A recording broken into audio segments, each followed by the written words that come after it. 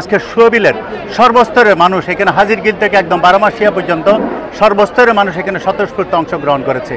এই ঐক্যবদ্ধতায় প্রমাণ করে আমরা যে উত্তর ফটিকছড়ি প্রস্তাবিত উত্তর ফটিকছড়ির সাথে সুবিলবাসী কখনো যেতে চায় না।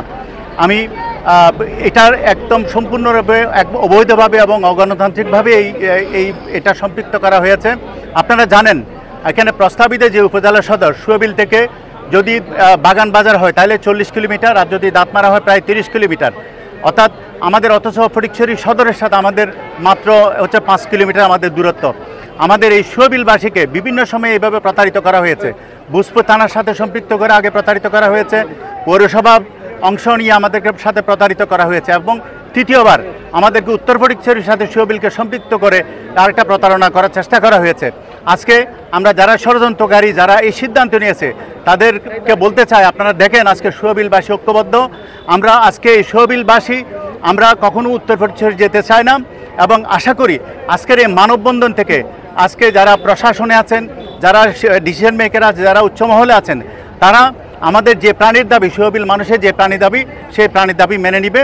আমরা এই মানববন্ধন এবং স্মারকলিপির মাধ্যমে যদি কাজ না হয় আমরা আইনগত ব্যবস্থা করব। কিন্তু আমি কুচক্রী মহল এখানে তাদের সুবিধার জন্য, তাদের স্বার্থ সিদ্ধির জন্য আমাদেরকে উত্তর ফটিকছড়ির মধ্যে যে প্রস্তাবিত উপজেলা হচ্ছে ওইটার সাথে সংযুক্ত করার ফাইসলা করিতেছে। এই মানববন্ধনটাকে দায়িত্বহীনভাবে বলতে চাই, যদি সরকার মহোদয় আমাদের এই প্রস্তাবনা যদি বাতিল না করে আমরা বৃহত্তর আন্দোলনের কর্মসূচি ডাক দেব। এখানে বিভিন্ন ইউনিয়ন অনুযায়ী গণশুনানি করতে হয়, কিন্তু আপনারা দেখেছেন এই প্রস্তাবিত ফটিকছড়ি উত্তর উপজেলা প্রথমে প্রস্তাবনা ছিল হারুয়ালছড়ি পর্যন্ত, এখন নতুন করে সুবিলকে যুক্ত করা হয়েছে যেখানে গণশুনানি করা হয় নাই এবং জনগণের মতামতকে প্রাধান্য দেওয়া হয়, এটাও দেওয়া হয় নাই। অর্থাৎ এক কথায় বলতে গেলে এটা বেআইনিভাবে আইন কানুন ফলো না করে এই প্রস্তাবিত ফটিকছড়ি উপজেলাতে সুবিলকে অন্তর্ভুক্ত করা হয়েছে রাজনৈতিক স্বার্থে। এবং আবাল, বৃদ্ধ, বৃদ্ধা, মহিলা, ছাত্র, শিক্ষক, ব্যবসায়ী সর্বস্তরের মানুষ এখানে এসছেন, এবং এখানে আজকে হাজার হাজার মানুষের ঢল নেমেছে।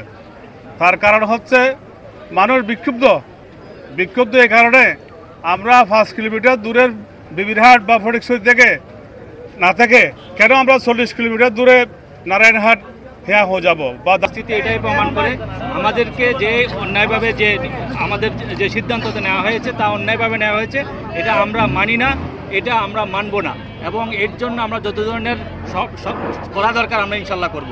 তো মতামত থাকতে পারে, তাহলে তাদের মতামতকে উপেক্ষা করে কিভাবে এরকম সিদ্ধান্ত নিতে পারে যারা এগুলো এই আমাদের সুবিলকে একটি বিপজ্জনক ভাবে আমাদেরকে টেনে দেওয়া হচ্ছে, সেটার জন্য আমরা প্রতিবাদ জানাচ্ছি। এখানে